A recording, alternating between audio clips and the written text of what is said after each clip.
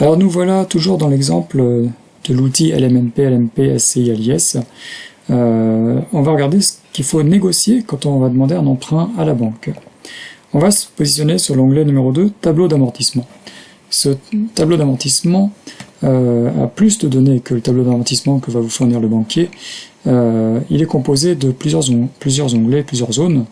On a la zone des échéances, la zone du différé, la zone de cumul et la zone de trésorerie. La zone d'échéance correspond au tableau d'amortissement que le banquier va vous fournir. On a dedans la date de l'échéance, le numéro de l'échéance, le capital restant dû, la part de capital dans le montant de l'échéance, la part d'intérêt, la part d'assurance et le montant de l'échéance. On a ensuite un bloc différé qui permet de sélectionner si l'échéance est en différé partiel ou en différé total. On a ensuite une colonne cumul, un bloc cumul où dedans on a des montants en cumul par rapport à plusieurs choses sur l'échéance. Et on a ici un bloc loyer perçu et un bloc trésorerie nette avant impôt. Alors on va voir ça. Le bloc différé permet ici de fixer un différé partiel. Par exemple ici, on voit que le capital restant dû est directement en train de se réduire dès la première échéance, parce qu'on a du capital qui vient d'être remboursé tous les mois, avec des intérêts payés, une assurance payée. Si on fait un différé partiel sur la première échéance, et sur la deuxième, on va avoir le capital restant dû qui va rester fixe, parce qu'on ne va pas rembourser la partie capital. Ce qui fait qu'en fait, le crédit, lui, il ne va pas glisser, c'est-à-dire qu'il sera toujours sur la même durée, il y aura toujours le même nombre d'échéances, simplement, on remboursera la dette sur moins d'échéances que prévu, puisque les premières échéances avec le différé partiel vont provoquer une stagnation de la dette. Donc finalement, le montant dû va augmenter au fur et à mesure qu'on va étendre le différé total. C'est ce qu'on voit bien ici, le montant dû passe 373,79, si on en clique un de plus, 375,10, et ainsi de suite. Si on refait un différé un peu plus loin, voilà, c'est le même principe, on aura un peu plus. Voilà, puisque c'est pareil, les intérêts sont calculés sur le CRD, le montant restant dû. Alors, si on enlève tout ça, alors, ici on a un différé partiel. Si maintenant on choisit de faire un prêt in fine, c'est un gros différé partiel sur toute la durée du prêt, sauf sur la dernière échéance. C'est-à-dire que là on va aller sur la dernière échéance, voilà, on est ici, toc, on va y retourner, on a fait sur 20 ans, voilà, la dernière échéance elle est là. Ce qui fait qu'un prêt in fine, ça se présenterait comme ça. On aurait toujours des échéances à 128,96 et la dernière à 70 468,96. Où dedans on rembourserait la totalité du capital en un coup et on aurait donc du coup accumulé les intérêts qui sont constants. On aurait eu pendant toute la durée du prêt un montant de 128,96. Ça permet de ne pas payer de capital.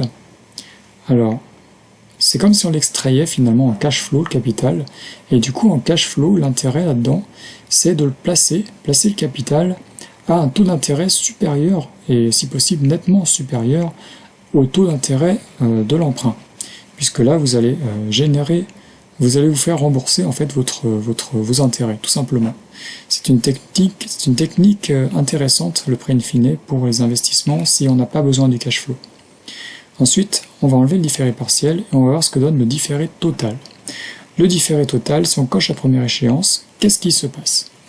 On va avoir un capital qui est négatif et qui est égal au montant des intérêts.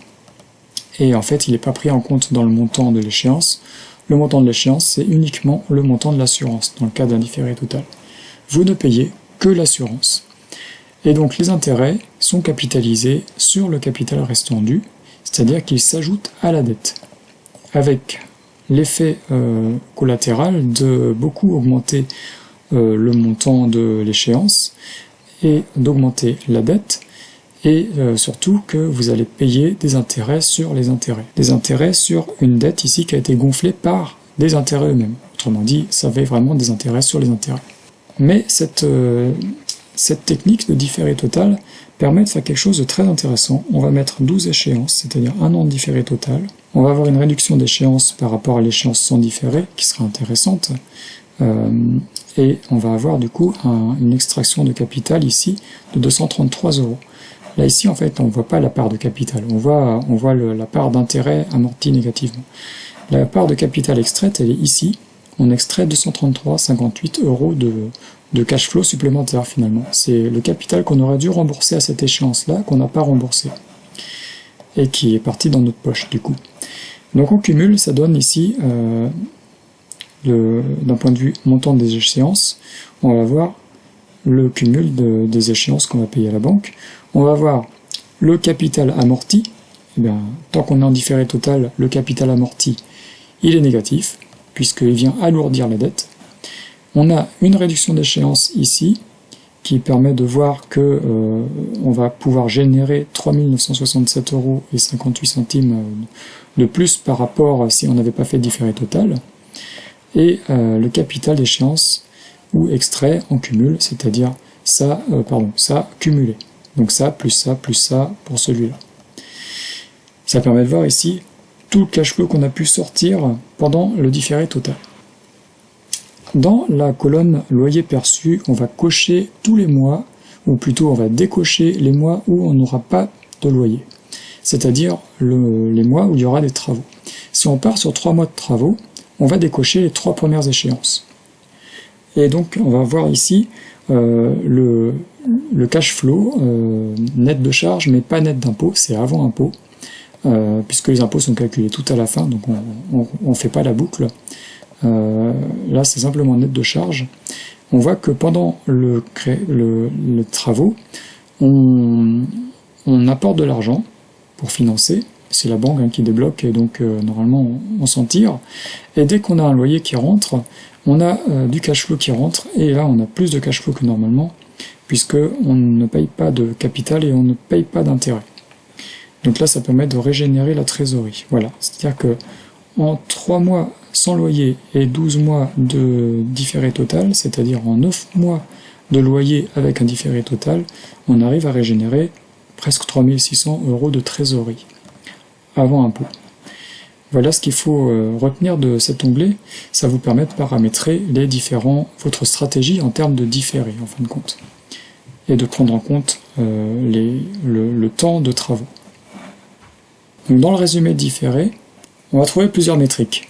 On va trouver tout ce qui concerne le différé, on va trouver un comparatif avec ou sans différé, et on va trouver 2 durées qui vont correspondre à une durée de détention minimum pour celle-là, la plus-value latente des 18 mois, c'est-à-dire que votre bien, vous pourrez le revendre après 18 mois de détention et tel que vous avez défini les loyers. Pour pouvoir faire passer le capital restant dû en dessous du prix du bien, au prix du marché. Un prix du marché que vous aurez défini, que vous allez définir ensuite en fait dans l'onglet patrimoine. Dans les rappels du paramètre des crédits, vous avez 2 scénarios possibles.